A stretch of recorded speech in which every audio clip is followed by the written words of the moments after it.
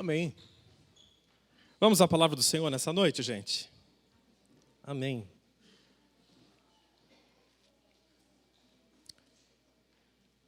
Abra sua Bíblia, por gentileza, no livro de 1 Pedro. É de lá que sairá a palavra de Deus para você nessa noite, em nome de Jesus.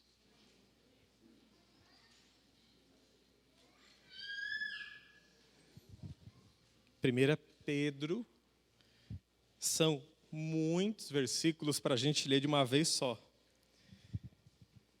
Eu quero então me concentrar com você como um ponto de partida no capítulo 1, verso 1 e verso 2. A ministração da palavra vai até o capítulo 3, verso 9. Mas aí eu vou lendo para você ao longo do tempo. 1 Pedro, capítulo 1, verso 1 e 2. Quem achou, diga graças a Deus. Graças a Deus. Vamos orar. Deixa ela aberta aí no seu colo. Quero que você, juntamente comigo, peça a Deus sabedoria para discernir a palavra de Deus. Senhor, eu acredito que a Tua palavra, ela é sabedoria divina. Mas não apenas sabedoria. Ela é poder do Senhor. Não apenas para aqueles que estão se perdendo e se encontram com a Tua palavra, mas para aqueles que já foram encontrados por Ti. E eu te peço agora, no nome de Jesus, que o Senhor nos dê a graça para entendermos o que o Senhor tem a cada um de nós, o que o Senhor deseja mostrar para cada um de nós. Isso é muito particular, meu Pai. Não há como esgotar todas as possibilidades de um texto da Tua palavra, mas o Teu Espírito sabe interpretar como ninguém, dentro do íntimo de cada um, para suprir a sua necessidade de falar com cada um de nós. E em segundo lugar, para suprir a nossa necessidade de direção, Senhor. Fala conosco, nos abençoe com a doce palavra, a direção firme do Senhor. A nossa vida depende disso.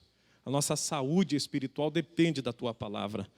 Nem só de pão vive o homem, como disse muito bem Jesus, mas de toda a palavra que vem da boca do Senhor. É dessa que nós sobrevivemos, é essa palavra que nós amamos, é esta palavra que nós desejamos que seja falada conosco. Eu oro assim, dando liberdade ao Teu Espírito, Senhor, para agir em nosso meio. No nome de Jesus, amém. Amém, gente? Para que a graça e a paz sejam multiplicadas. Esse é o tema da ministração dessa noite. Vamos ler? 1 Pedro, capítulo 1, verso 1 e verso 2.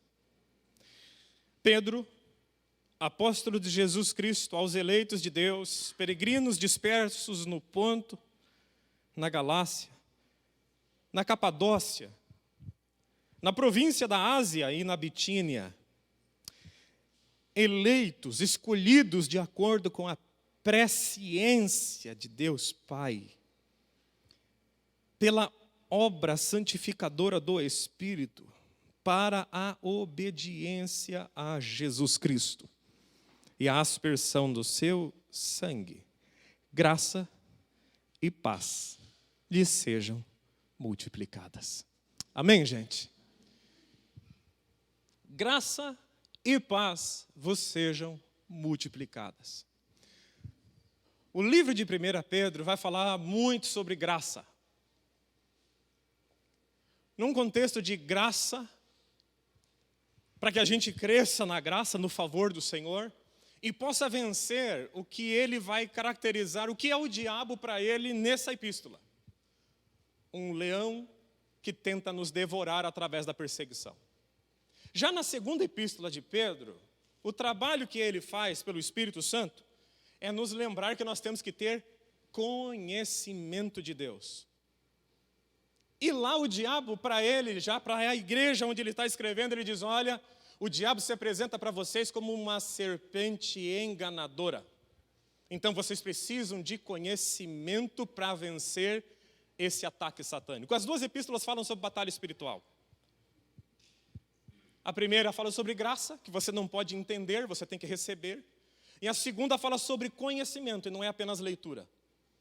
Conhecimento é revelação de Deus. Eu temo ao longo da minha vida, temi muito isso e busquei de Deus em oração, não encher a minha cabeça de informação. Muitos crentes dependem ou fazem da sua vida, constroem a sua casa espiritual sobre a pilastra da informação. Eles têm muita informação sobre um monte de texto, mas tem pouquíssima revelação de Deus. Pouquíssima revelação de Deus. Revelação você adquire pela experiência com Deus. Se você tem uma cabeça enorme, no bom sentido, para guardar informação, mas tem pouca experiência com Deus, a sua fé vai ser muito fraca. Vai ser como a casa dos 3 porquinhos, sabe aí? Tem 3 casas lá, os porquinhos, não tem? Qual que era a primeira? A de palha. O primeiro construiu com palha. Ler é mais rápido do que meditar. Construir uma casa de palha é mais rápido do que construir uma casa de tijolos. Veio o lobo mau e fez o quê com aquela casa? Soprou. E a casa dele? Caiu. O segundo foi tinha um pouco mais de esmero. O que ele construiu a casa dele mesmo? De madeira. A casa de madeira era a melhor. Já é alguém que medita um pouco mais, que conhece mais, mas não tem experiência. O diabo veio, o lobo mau veio e soprou. Caiu a casa dele. Ao terceiro era aquele que juntava 2 coisas: conhecimento revelado com as informações que tinha e experiências de Deus. Esse construiu uma casa como aquela casa que Jesus disse para o homem: bem-aventurado é o homem que constrói a sua casa sobre a rocha. Porque vem as tempestades da vida, ora pelo diabo, ora por intempéries da vida, e as ondas batem naquela casa, o vento castiga as paredes, mas ela não cai, porque ela foi bem edificada. Que Deus nos abençoe de edificar muito bem a nossa casa, com base em algumas coisas. Nós precisamos pegar alguns elementos. Pegar a graça de Deus, que é revelada para nós e experiencial. Pegarmos as informações que a Bíblia Sagrada tem e juntarmos isso com a revelação de Deus para a nossa vida. Aí a gente vai crescer em todas as áreas. Olhando para esse texto aqui, é muito interessante o contexto que esse 1 Pedro foi escrito. Primavera do ano de 64. O apóstolo Paulo foi solto da prisão. E ele vai para a Espanha pregar o Evangelho. E ele deixa Pedro, um acordo entre ele e Pedro. Pedro, dá uma olhada na igreja para mim quando eu estiver na Espanha. E Pedro está escrevendo para as igrejas que ele não fundou, porque Pedro é apóstolo da igreja de Jerusalém. Não tem nada a ver com Galácia, com Ponto, com Capadócia, não tem. Paulo foi escolhido por Deus para os gentios. Pedro foi escolhido para os judeus. Eles mesmos concordaram nisso. Mas como Paulo estava longe, algo estava para acontecer terrível na vida dessas pessoas. O apóstolo Pedro, previamente instruído pelo Espírito Santo, começa a redigir essa carta. O ano era 64. Nero põe fogo em Roma. Em julho do ano de 64, Roma pega fogo. Dos 14 bairros de Roma, 10 são absolutamente destruídos, 4 são preservados intactos. Coincidentemente, os 4 bairros de cristãos e judeus. Um baita de um álibi para que ele diga: a culpa é dos cristãos, porque os judeus ainda tinham as costas largas com Roma. Pedro sabia que a perseguição ia explodir para todas as áreas do império. A perseguição foi tão violenta que para clarear os jardins de Roma, cristãos eram queimados como tochas vivas. E para esse povo essa carta foi escrita. Agora eu pergunto para você, se para pessoas que vão ser perseguidas violentamente, dá para o Espírito Santo dizer: olha, graça e paz sejam multiplicadas? Será que dá para fazer algo parecido em Curitiba, onde a gente goza de paz, tranquilidade e segurança? Se pessoas que serão perseguidos terão parentes queimados como tochas para iluminar o caminho do imperador. É possível, sim, pelo Espírito Santo que escreveu essa carta, graça e paz sendo multiplicadas, viver essa graça e essa paz de forma multiplicada. Em Curitiba, 2019, onde a gente comeu bem hoje. Está até quente na nossa cidade. Olha que luxo. A gente vem para o culto tranquilo e calmo. Ministra louvores a Deus. Amanhã vamos trabalhar, vamos levar os nossos filhos para a escola. Não há uma perseguição física sobre nós, há perseguição espiritual. Mas física não. Nenhum dos seus parentes queimarão nessa semana em uma tocha de Roma, nenhum. Será que dá para a gente crescer nisso? Eles acreditaram nisso. Essa geração acreditou que dava para fazer. E fizeram. A palavra paz, erenes, ela traduz estado de tranquilidade do grego. Eu prefiro a palavra paz, shalom, dos judeus. Pedro era judeu. Certamente, quando ele estava escrevendo, ele não escreveu aquilo pensando em tranquilidade física. Ele estava escrevendo shalom. A palavra shalom, a tradução mais simples da palavra shalom, é plenitude. Diga assim, Deus quer multiplicar plenitude sobre a minha vida. E a graça? Graça é caris. Aquilo que dá alegria, deleite, prazer, doçura, charme, amabilidade. É a bondade e a misericórdia de Deus expressa em conceder favor para quem não merece. Que Deus aumente a sua graça em nome de Jesus. Que Deus conceda graça sobre você, sobre a sua casa, sobre o seu casamento, sobre as suas finanças, que você cresça em tudo em nome de Jesus. E aqui dá para fazer isso. Se eles conseguiram viver esse estado, e viveram. A igreja que Pedro escreveu foi triunfante mesmo com duras batalhas, imagino nós. Nós, em comparação a eles, gente, é mais ou menos assim, está deitado na rede tranquilamente. Não nos falta nada. Diga assim, não me falta nada. Nem que seja por profecia, diga, não me falta nada. Aplauda o nome do Senhor por isso, em nome de Jesus.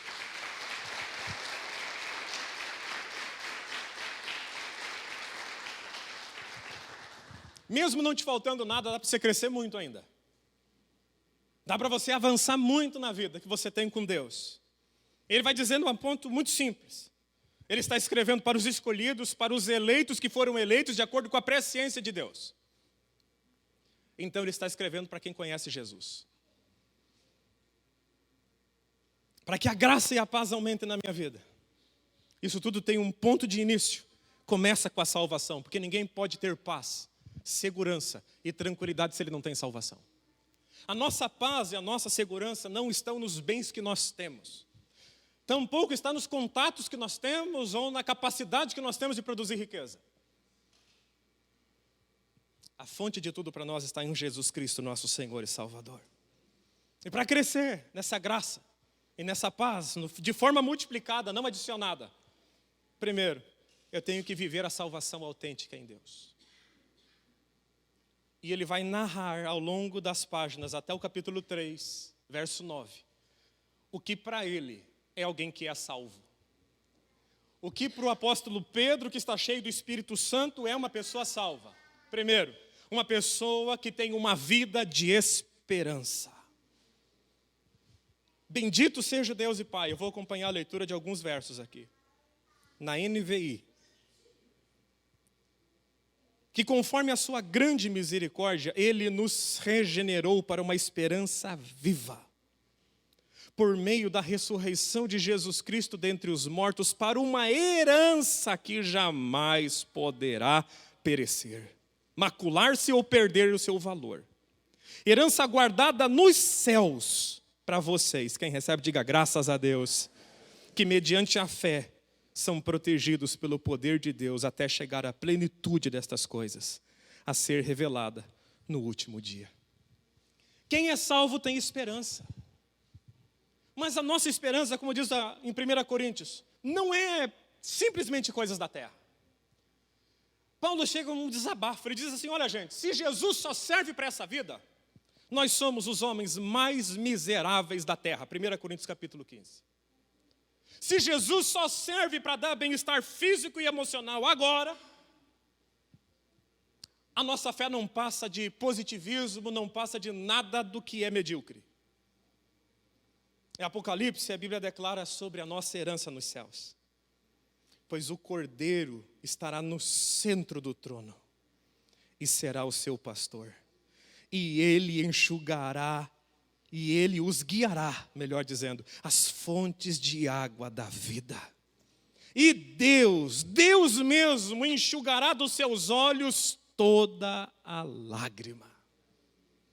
A nossa esperança em Jesus, é lógico que a nossa vida na terra melhora. Nós melhoramos com o Evangelho. Nós prosperamos, nós crescemos, nós avançamos em todas as áreas da vida. Mas, se Jesus só for preso para isso, se nós usarmos a nossa fé só para isso, miseráveis somos. Deus quer enxugar dos nossos olhos todas as lágrimas.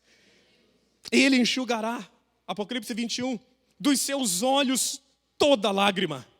Não haverá mais morte, nem tristeza, nem choro, nem dor, pois a antiga ordem passou. Deus vai nos fazer passar por essa ordem intactos em nome de Jesus. A nossa fé vai passar intacta. Eu não estou falando que você não vai chorar, que você não vai ter dores. Mas um dia Ele vai enxugar dos seus olhos toda lágrima. Todas as lágrimas verdadeiramente serão retiradas dos seus olhos.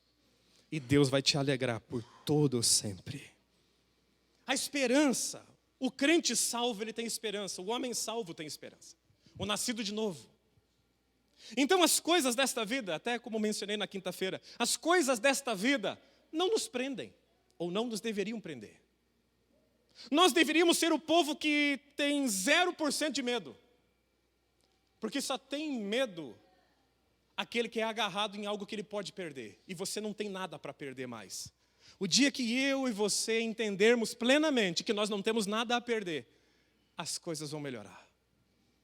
Você não tem nada a perder. Você não possui nada. O salvo, o eleito de Deus, que foi eleito pela presciência de Deus, ele sabe que ele não tem nada. Ele me comprou e com isso ele comprou tudo que está em volta de mim.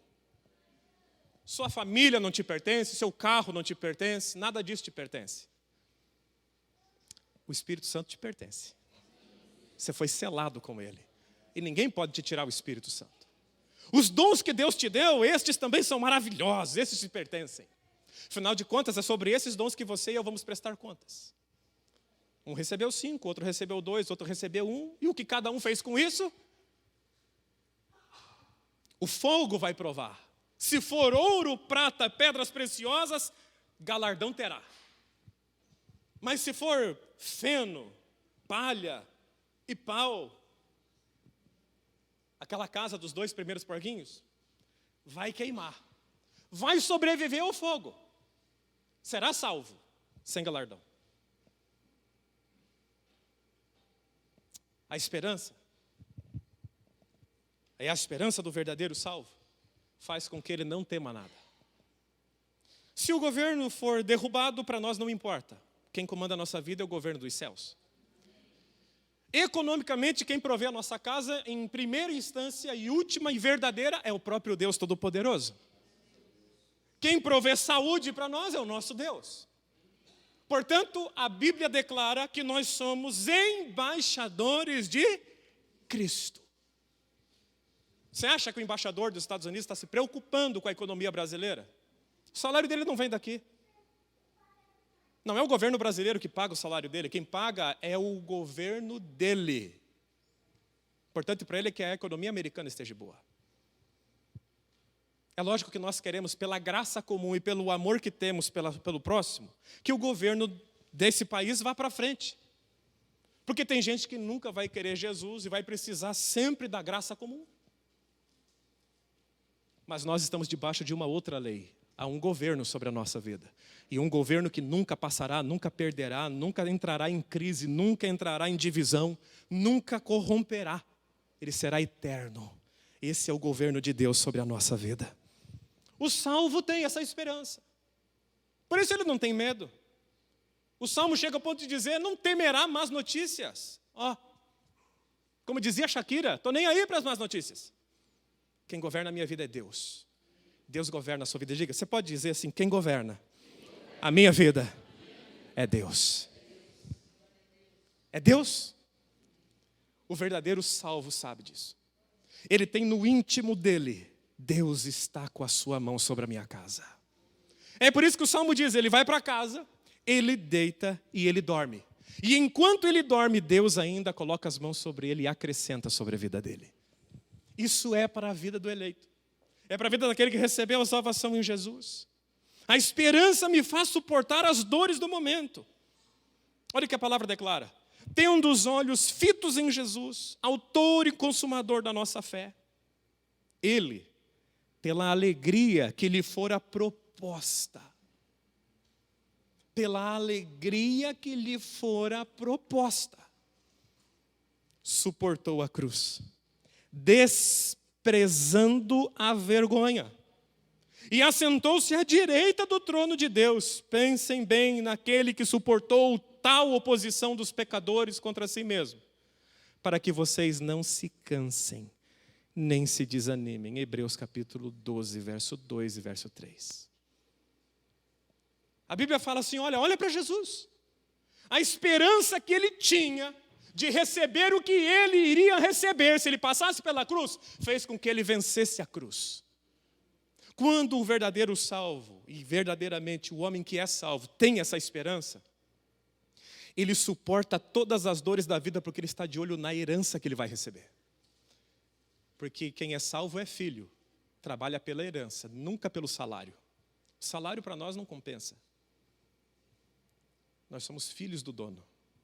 Nós temos direito legal à herança.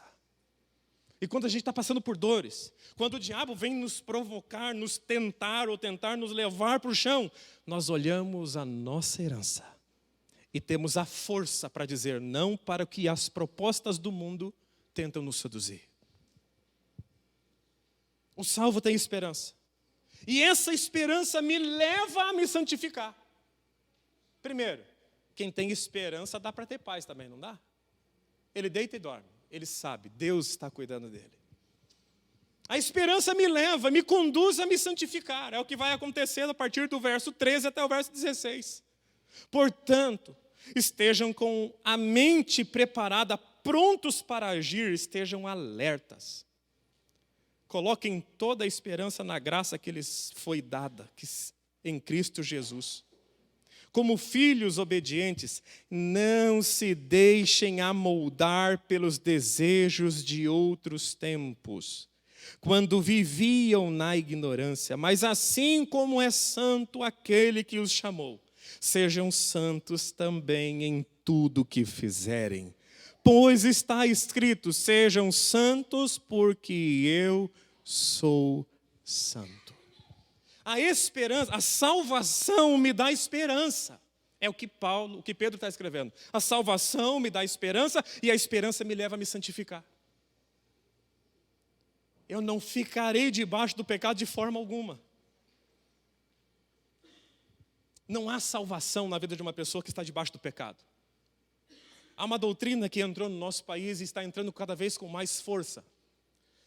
Até hoje ela tem sido chamada de hipergraça. O que a hipergraça apresenta? Uma pessoa pode ser salva e viver debaixo do pecado ao mesmo tempo, porque Jesus salvou ela. A Bíblia nunca ensinou isso. Mas é uma mensagem que agrada. Pensa num homem que é adúltero. Que maravilha ele saber que ele vai morar no céu tendo 3 mulheres. Isso entrou nos Estados Unidos há 20 anos. Saiu da Europa, foi para os Estados Unidos e desceu. Chegou no nosso país. Na nossa geração, talvez, com a quantidade de pastores pregando a palavra de Deus, no nosso tempo, a nossa geração talvez não entre muito firme nisso. Se nós não cuidarmos, os nossos juniores de hoje mergulharão nisso. E eles verdadeiramente vão começar a achar, como a geração americana acha. Eu sou salvo. Deus resolveu o meu pecado na cruz. Mas você vai abandonar o pecado? Não, Deus já resolveu o meu pecado. Eles pegam versículos de Romanos e aplicam na vida das pessoas em detrimento do desejo de cada ser humano. Ou seja, Deus te salvou, você pode fazer o que você quiser, você é salvo. João discorda. O apóstolo João descarta. O Filho de Deus não pode andar em pecado. Capítulo 3, verso 4. Se somos salvos, diz o apóstolo Pedro, em outras palavras, então vamos limpar a casa. Capítulo 2, verso 1. Portanto, livrem-se de toda maldade, de todo engano, de toda hipocrisia, de inveja, de toda espécie de maledicência. Limpa a casa. Se Jesus entrou e você foi salvo, você tem esperança. Se você tem esperança, você vai santificar.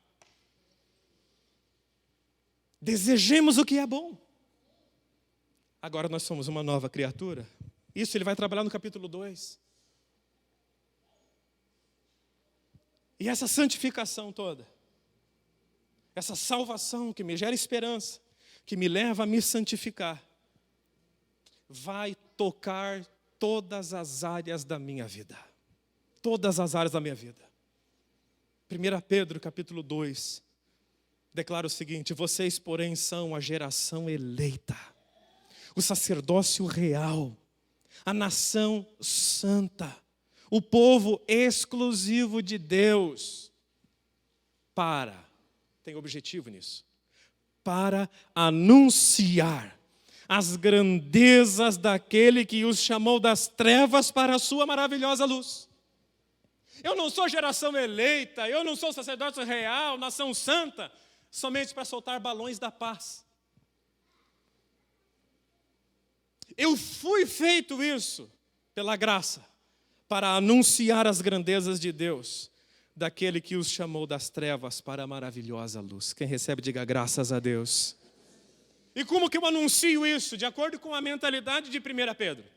Através da minha conduta diária. Diga assim: a minha vida fala tão alto que as pessoas não ouvem o que eu falo. Essa é a verdade.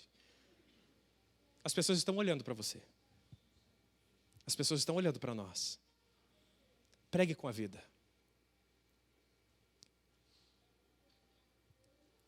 Uma conduta hipócrita destrói todo um discurso maravilhoso. Não sei se você concorda comigo, mas a Bíblia declara isso. A nossa vida. Ele vai declarar 5 pontos.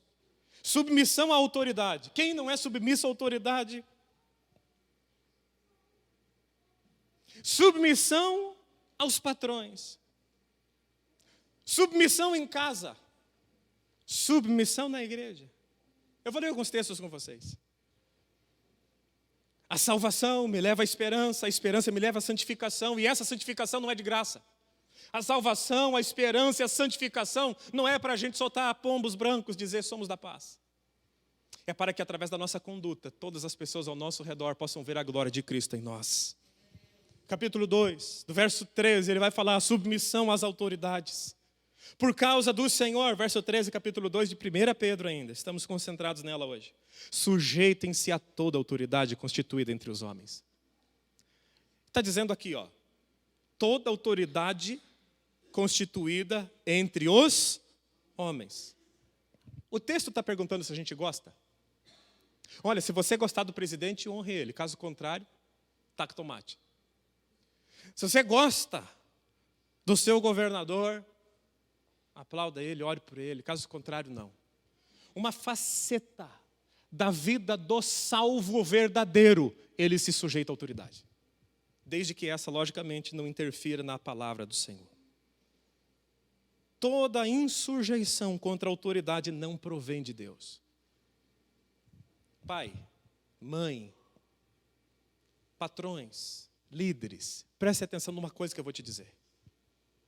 Como é que Deus tratou o único ser que levantou contra ele na história? Diretamente. Que levantou contra ele diretamente. O que Deus fez com ele? O que Deus fez com... A gente fala a palavra Lúcifer, mas o hebraico chama luzeiro. O anjo luzeiro. O querubim ungido da guarda. Aquele que disse que subiria nos mais altos e elevado os céus, estabeleceria seu trono lá. O que Deus fez com ele? Vamos conversar, cara, vamos negociar. Foi isso que ele falou? A Deus por uma eternidade passada. Mas quando ele desafiou a autoridade de Deus, ele foi jogado do céu imediatamente. Cuidado com deslealdade no meio, da sua casa, da sua empresa e aonde você é líder. Como é que se resolve infidelidade e deslealdade? Tira. Foi assim que Deus nos ensinou a fazer.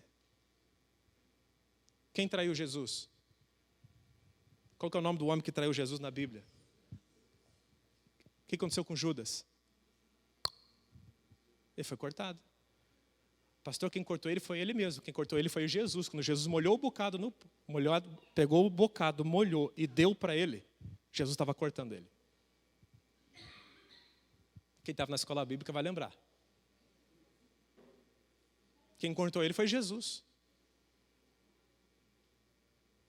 Deus não chama Lúcifer e fala assim, vamos sentar, você se levantou contra mim no reino da terra, eu estou sabendo disso. Eu sou amor, tranquilo, vamos passar por cima disso.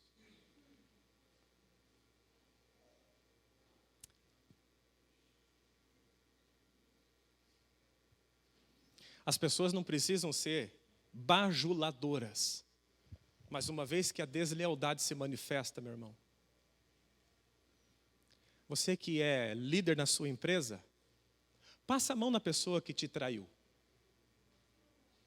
que armou contra você, e você vai ver o que vai te acontecer daqui a algum tempo dentro da sua própria empresa. Eu vou dizer para você o que aconteceu comigo quando eu trabalhava num ambiente secular numa multinacional. Eu entrei, e um rapaz que queria ocupar a posição que eu estava ocupando, e não conseguiu a promoção, eu estava chegando de fora, estava chegando lá da ponta de visão. Quando eu cheguei na empresa, o rapaz estava na expectativa de crescer e não cresceu. Agora a culpa era minha? Não. E parte do meu trabalho era gerenciar uma equipe, e dentro dessa equipe nós tínhamos um estoque caríssimo de toners, porque era um prédio enorme que a gente cuidava. E a minha responsabilidade era dizer para onde cada toner de tinta de impressora ia parar. E aquele negócio é caro. E tudo era controlado. Toda boa empresa controla as coisas que entram e que saem. Um dia sumiu o mais caro do nosso estoque. E eu falei assim, não é possível. Eu fiz a conta certa, eu gerenciei esse negócio certo. Só eu e mais 3 pessoas entravam naquela sala. Mas ninguém. Resumindo a história, para não tomar muito seu tempo, nos meus causos, nós descobrimos depois de um tempo que aquele rapaz tinha pego o toner e tinha colocado em outro lugar para provocar a minha demissão. E ele quase conseguiu. Mas ninguém tinha me dito na época que com infidelidade se tratava cortando a pessoa da equipe. Meu gerente disse assim, depois de 1 mês sem dormir direito, foi comprovado que ele fez o que tinha feito. Meu gerente olhou para mim e falou, está na tua mão, demita ou não. Mas ninguém tinha me dito isso que eu estou te dizendo agora. Sabe o que eu fiz com ele? Pode continuar. 2 anos de inferno que eu vivi, porque depois não tinha como eu mandar ele embora mais. E ele não mudou de conduta. Ele permaneceu exatamente do jeito que começou comigo, ele terminou do mesmo jeito. Eu teria evitado centenas de dores de cabeça, literalmente, dor de cabeça. Poderia ter cortado horas e horas de trabalhos extras que ele me deu ao longo de 2 anos. Porque passei a mão na cabeça de alguém que não merecia. Lembre-se disso na sua vida. Pode te ajudar em nome de Jesus. Você é dono de empresa? Seu gerente armou contra você? Dê a carta para ele e deixe ele ser livre. Só trabalhe com quem queira trabalhar. Caso contrário, você vai ter dor de cabeça que não precisa. Pastor, mas daí eu vou orar. Você vai orar. Você vai precisar orar. Muito. Muito. É pecado? Não, você pode continuar com quem te trai. Eu posso dar um ramalhete de flor para minha esposa. Infelizmente ela não gosta. Prefere sapato. Eu achava que mulher gostava de flor. Olha como é que eu era burro. Brincando, gente. Eu poderia dar... Eu dei algumas flores para ela. Flor é caro. Mulher devia de gostar de flor. Gosta mais não. Sapato. Prefere o dinheiro na mão ainda, não gosta nem que a gente escolha. Né? Posso dar um ramalhete de flor para minha esposa, ela pode escolher pegar aquele ramalhete pelos espinhos. Ela vai olhar para a flor, mas a mão vai estar sangrando. Lida com gente infiel, tua mão vai sangrar. Você pode ficar olhando para a flor, mas você vai sangrar. Vai doer. Só tem um que pode mudar o coração de uma pessoa que é desleal. É Deus.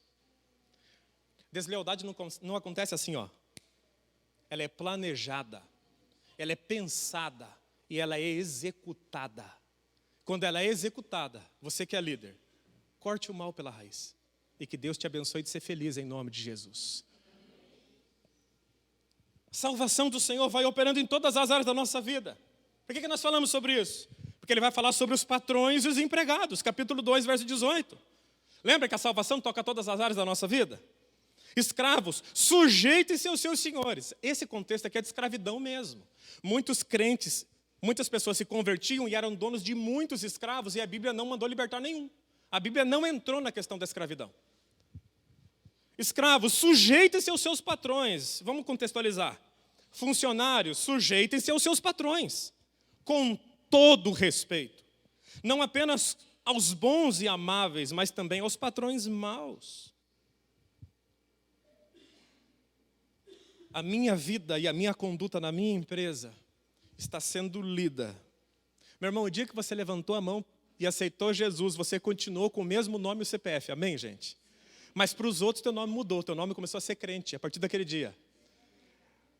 O dia que eu dobrei meus joelhos e ungi a minha cabeça, até aquele dia meu nome era Tiago. Depois passei a ser pastor, o tempo todo. Nós somos, para a sociedade, uma espécie de modelo, ou deveríamos ser. Você continua com o mesmo nome, o mesmo CPF, talvez more na mesma casa, mas para os outros você é o crente.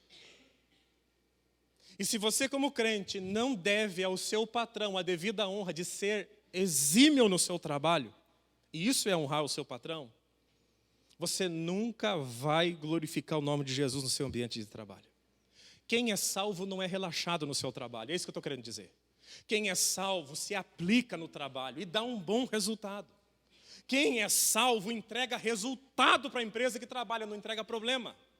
Diga assim, eu sou resolvedor de problemas, em nome de Jesus. Submissão em casa, a salvação que me leva à esperança, que me faz me santificar, vai tocar a minha casa. Vai tocar a minha casa. Do mesmo modo, mulheres, olha que texto maravilhoso, sujeitem-se cada uma ao seu marido, a fim de que ele que não obedece à palavra seja ganho sem palavras, pelo procedimento da sua mulher, observando, gente, a Bíblia é a palavra de Deus, amém? Eu vou continuar lendo então, observando a conduta honesta e respeitosa de vocês, mulheres.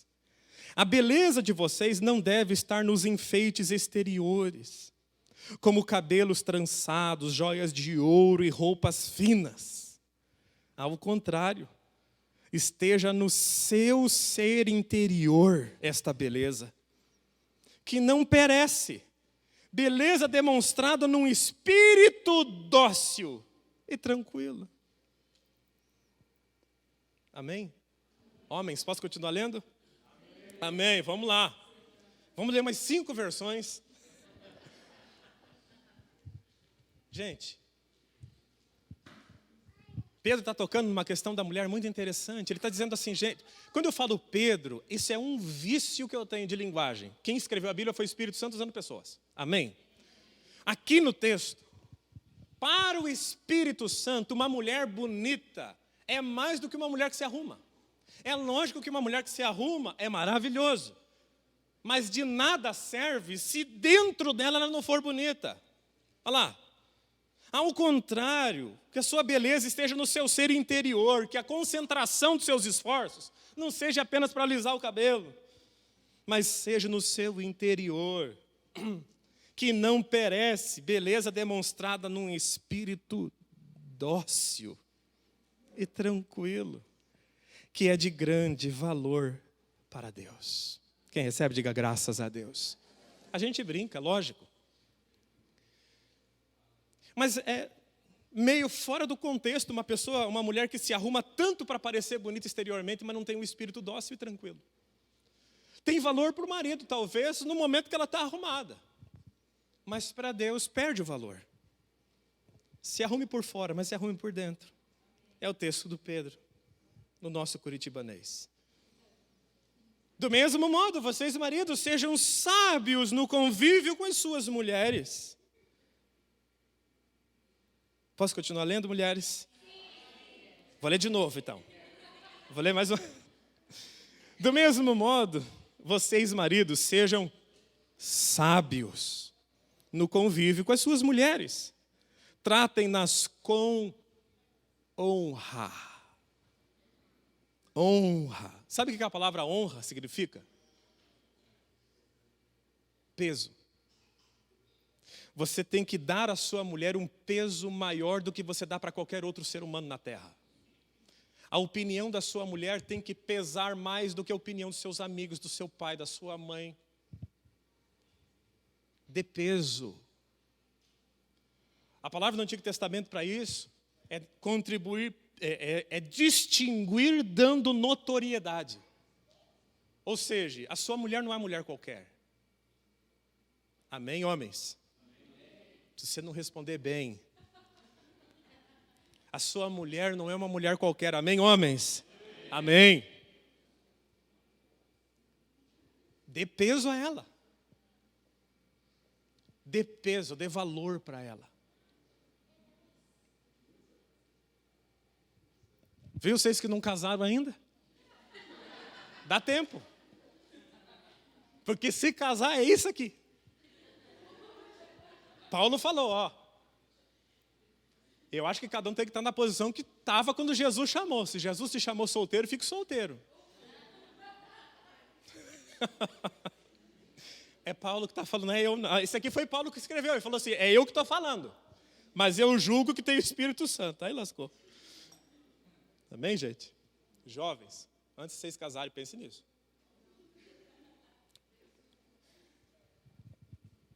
É que eu não li o texto mais pesado aqui, que diz que Sara chamava Abraão de meu senhor. Olha que coisa linda.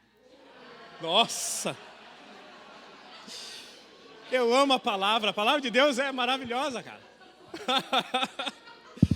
Ai, Jesus.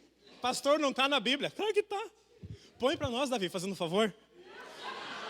1 Pedro, capítulo 3, verso 6. Vamos lá, gente. Quer estudar a Bíblia? É Bíblia, vamos estudar a palavra. Se não der tempo de falar dos maridos, a gente deixa para frente. Mas hoje, não... Olha, nem vou ler, pode ler. Sara, que obedecia a Abraão, ele chamava de? Senhor. Isso aí. O senhor quer alguma coisa? Ela falava. O senhor quer o que hoje no almoço? Gente, a gente brinca, mas é verdade. É verdade. É nessas horas que a gente sabe que Deus está falando. Verdade, de todo tempo Deus está falando com a gente.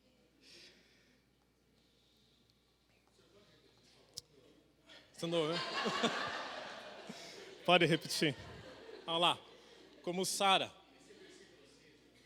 obedecia a Abraão, lhe chamava de Senhor. Olha lá, dela vocês serão filhas se praticarem o bem. O que é o bem? É aquela honra para o marido. Eu não estou forçando o texto, é o texto que está escrito lá. Ó.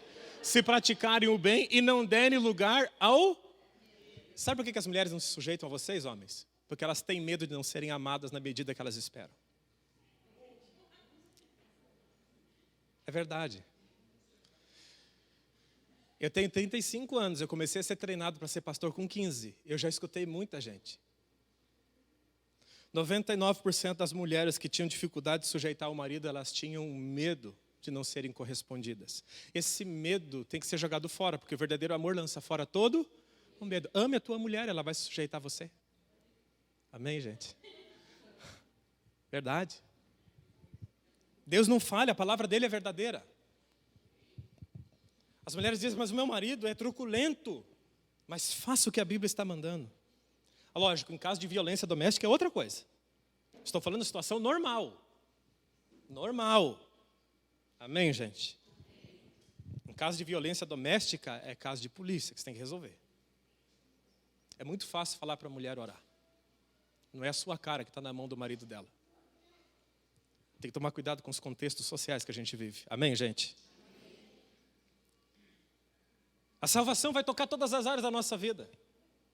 Toca dentro de casa. Também na igreja. Quanto aos mais, tenham todos o mesmo modo de pensar. Sejam compassivos e amem-se fraternalmente, diz o Senhor. Estou lendo o capítulo 3, verso 8. Sejam misericordiosos e humildes. Gente, a igreja é a comunidade do amor. Nós não podemos falhar nisso. E amor tem que ser intencional, não é aquilo que eu sinto ou não sinto. Eu amo a minha mulher todos os dias, dependendo se eu estou sentindo feliz, triste, isso não interessa. Amor é uma decisão que a gente toma. Eu vou amar e ponto, e acabou. A igreja é a comunidade do amor. Não é uma comunidade perfeita, mas é onde o amor apaga multidões de pecados. Quem crê, diga graças a Deus. Quem diz isso foi o apóstolo João. Submissão a Deus, mesmo em meio a muitos sofrimentos. E agora estou encerrando a ministração da palavra. Não retribuam o mal com o mal. Ele está escrevendo para quem, gente? Para uma igreja que ia ser perseguida violentamente. Não é receber insulto. Não é alguém entrar no seu Facebook e te xingar. Alguns seriam mortos. E ele está dizendo, não retribuam o mal com o mal. Nem insulto com insulto. Ao contrário, bendigam, abençoem, pois foi para isso que vocês foram chamados, para receberem a bênção por herança. Está falando sobre o uso da língua e a resposta aos ataques da vida. Você não vai ser amado o tempo todo. No domingo de Ramos, Jesus foi carregado por um burro, um jumentinho, e as roupas das pessoas eram jogadas no chão. Na sexta-feira seguinte, a mesma multidão estava mandando crucificar ele. Não existe unanimidade nisso. Você não vai ser amado o tempo todo e você tem que se preparar.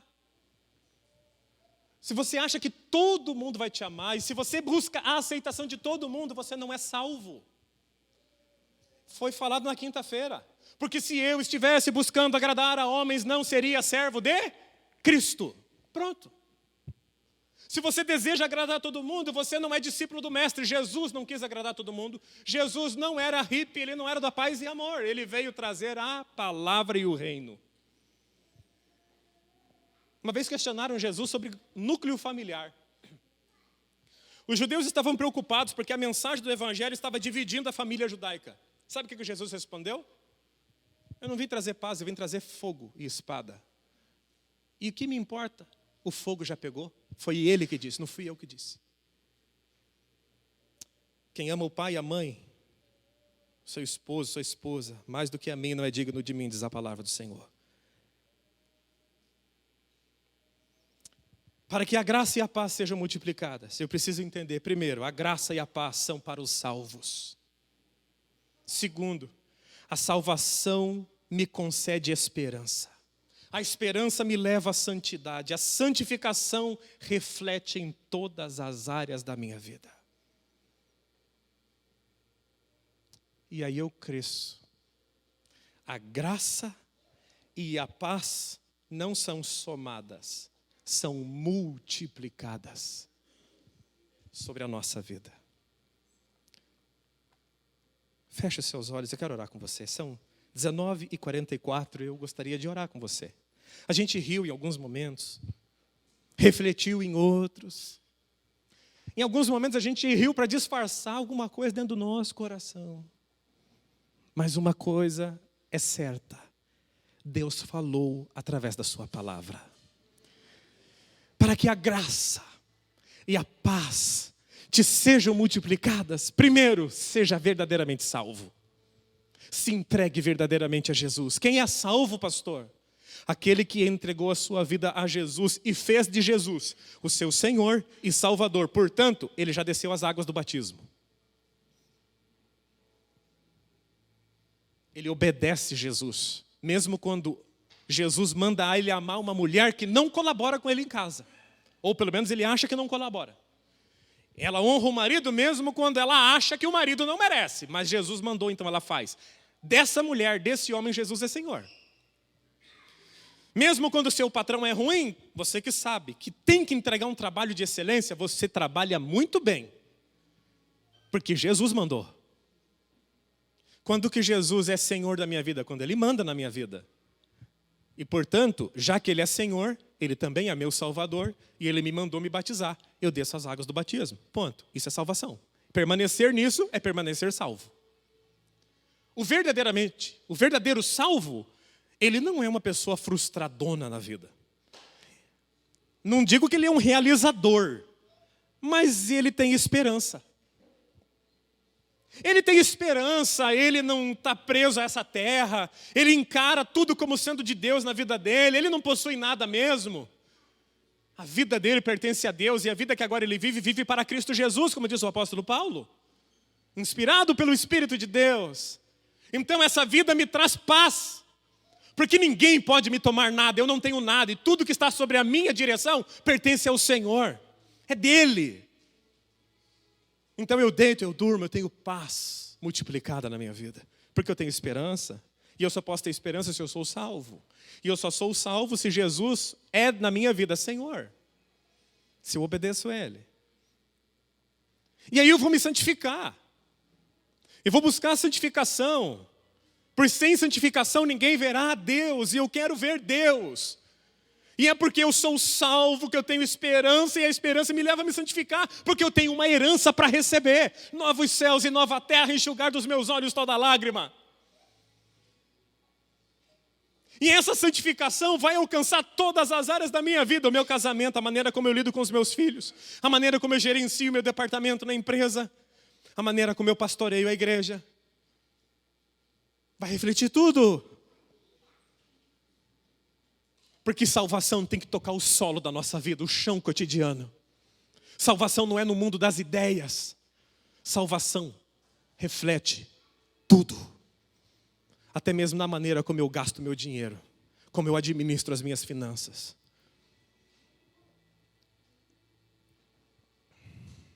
Que Deus te abençoe. E que a tua salvação cresça. Nós não vamos falar sobre isso nessa noite. Eu falei numa escola bíblica, demorei 1h30 falando sobre isso. Desenvolva a tua salvação. Santifique a sua vida. Estou falando só em linhas gerais. Santifique a sua vida. E deixe a salvação tocar todas as áreas da sua vida. E aí você vai ver que a graça e a paz foram multiplicadas sobre você. Porque um homem que abandona o adultério tem paz. Uma mulher que abandona a maledicência tem paz. Enfim, a santificação faz transbordar a paz. E aí Deus vai te dar graça para viver o evangelho em todas as áreas da sua vida. Poder de Deus, não é intelecto, é poder do Espírito no homem interior. Fica de pé, eu gostaria muito de orar com toda a igreja agora. Não é pelo muito falar que o Espírito Santo de Deus age. Eu vou orar agora. Você, ao longo da pregação, Deus falou com você. Seja em momentos de mais alegria, de mais riso, ou momentos de maior preocupação, de maior reflexão, melhor dizendo, Deus já falou com você. Se uma igreja que estaria prestes a ser perseguida violentamente no maior rompante de toda a história, no sentido, na maior frente de perseguição da igreja, que era a igreja que Pedro estava escrevendo, Deus disse para eles, olha, dá para multiplicar graça e paz sobre vocês. Esse era o desejo de Deus. Mas a igreja precisava ser verdadeiramente salva, verdadeiramente ter esperança, verdadeiramente se santificar. E essa santificação tinha que tocar a vida toda deles. Imagine você em Curitiba, um dos maiores IDHs do Brasil. Aqui ainda. Próspero e abençoado como você é. Tem comida na sua mesa. Você tem roupa para vestir. O contentamento cristão deveria começar quando ele tem comida para comer e roupa para vestir, ponto. Temos o que comer, o que beber, estejamos contentes, diz o Senhor. Através da boca de Paulo. Imagine você que vem de carro para a igreja então, como você deveria estar alegre hoje. Imagine você que fez mais de uma refeição hoje, como você deveria estar alegre. A Bíblia diz, tenhamos 2 refeições por dia, estejamos alegres. Nós comemos tanto que tem que controlar o nosso peso. Nós somos abençoados. Somos muito. Deus não prometeu Mercedes-Benz para quem amasse a Ele. Ele não te proíbe de prosperar. Prospere, ganhe dinheiro, faça muito sucesso na sua vida. Mas Jesus não te prometeu essas coisas. Pelo contrário. No mundo nós vamos ter dificuldades. Mas dá para vencer elas. Se nós verdadeiramente formos salvos e Deus verdadeiramente for o nosso Pai, a gente vai vencer. E ainda consegue prosperar ainda. Na terra e no contexto que nós estamos, nós conseguimos prosperar. Jamais poderíamos se estivéssemos na Síria, sendo perseguidos daquela forma. Mas Deus nos colocou aqui numa terra que dá para prosperar, sem perder a nossa fé, sem perder a nossa espiritualidade. O problema é que muita gente abre mão de Deus por causa do dinheiro. E o amor, o apego exacerbado ao dinheiro é a raiz de todo o mal, inclusive dentro da casa do Senhor. Que Deus te abençoe. E que toda a graça de Deus alcance todas as áreas da sua vida. E que você seja muito feliz, você tenha muita paz na vida. Que você deite a cabeça no travesseiro e durma despreocupadamente, porque o teu governo não é da terra, quem te governa está no céu. Quem governa você é Deus, o reino de Deus não tem crise, o reino de Deus não é afundado por traições. O reino de Deus é estável, é glorioso. Pai Todo-Poderoso, eu quero te louvar nessa noite junto com a tua igreja. Se nós olharmos, meu Pai, a condição dos nossos irmãos, os quais foram os primeiros leitores da carta de 1 Pedro, nós estamos num paraíso, como dizia a minha avó, Senhor, nós estamos no céu calçado de chinelo. Estamos bem, mas dá para melhorar ainda, porque a graça e a paz podem ser multiplicadas aqui em Curitiba. Abençoe-nos, meu Pai, de permitir que a salvação alcance todas as áreas da nossa vida. Não deixe-nos, meu Pai, de maneira alguma sermos seletivos aonde o Senhor pode tocar e aonde o Senhor não pode tocar. Que o Senhor tenha autoridade total sobre todas as áreas da nossa vida. No nosso casamento, nas nossas finanças, na nossa carreira profissional, nos nossos sonhos.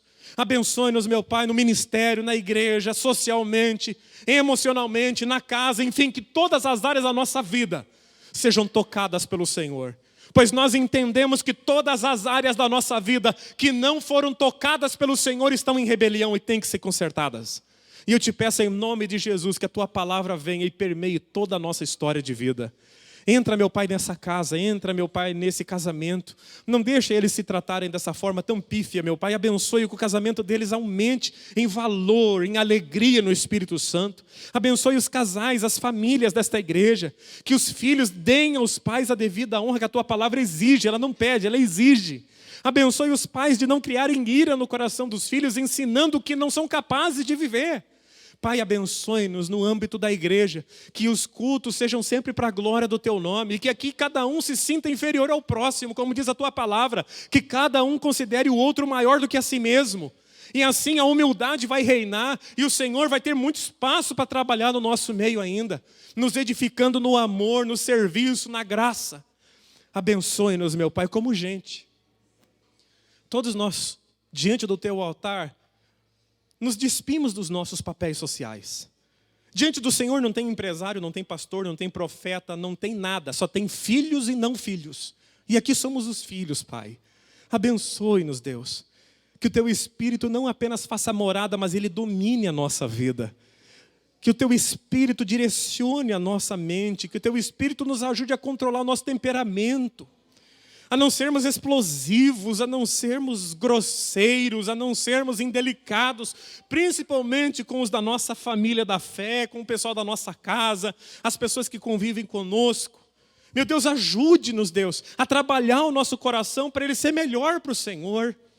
Lava a nossa consciência para podermos te servir de maneira melhor, mais agradável. Nos abençoe de valorizar cada vez mais a tua palavra. Inclina o nosso coração a te amar mais, meu Pai. Há tantas coisas que nos cercam. Nós moramos numa cidade rica, Senhor. A nossa cidade é bonita, ela é rica, mas ela é arrogante, Senhor. Ela é anticristã. Nós vemos isso em muitas circunstâncias. Nos ajude a sermos fiéis ao Senhor. Mesmo nesse contexto cultural que estamos vivendo, nos abençoe de sermos firmes, meu Deus. E não negociarmos a verdade do Evangelho com medo de perder qualquer coisa, pois nada temos. Nos abençoe, Senhor, de sermos pais responsáveis. o ensino no coração dos nossos filhos, Pai, porque a gente fala, a gente ensina, mas colocar no coração só o Senhor pode fazer. Abençoe essa igreja, meu Pai, que não sejam apenas ouvintes da Tua palavra, mas praticantes dela. Que mesmo em meio a momentos de mais risos na Tua casa ou mais choros, não importa. Queremos é ser fiéis ao Senhor em todo tempo. Na alegria, na tristeza, na saúde, na doença, quando estiver sobrando dinheiro ou quando estiver meio apertado, a gente quer continuar sendo fiel. Nos abençoe, Senhor. A Tua palavra diz: ensina-me a contar os meus dias, para que eu alcance um coração sábio. Abençoe cada um de entender os dias que estão vivendo. Abençoe essa igreja de aprender a contar os dias, para ter sabedoria nas decisões.